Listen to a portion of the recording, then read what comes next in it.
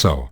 Today Portia did at the New York town hall in the US when she had disfaced half the protesters in a video. I asked her to protect gay people in Jamaica.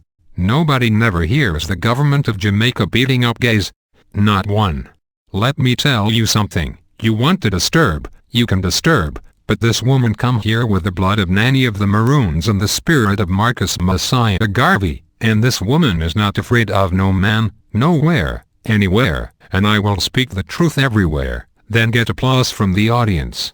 No, first of all, nobody say that the government beat up gays in Jamaica.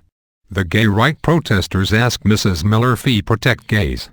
This just shows what a big mistake it was. Fee vote fee someone who can't even interpret and think so easy. Then she go on about having Nanny of the Maroons blood blah blah blah. I don't even know how that possible. Anyways, we are simply asking that you protect gays in Jamaica, Portia. We never say you beat up gays. And furthermore, FISA Jamaica has respect for gays is the most hypocritical thing you could ever say. The fact that gays don't have protection from the law gives people the go-ahead fee kill, beat or assault them. That is not how a civilized country fee run. Thanks for watching. For more videos visit me channel.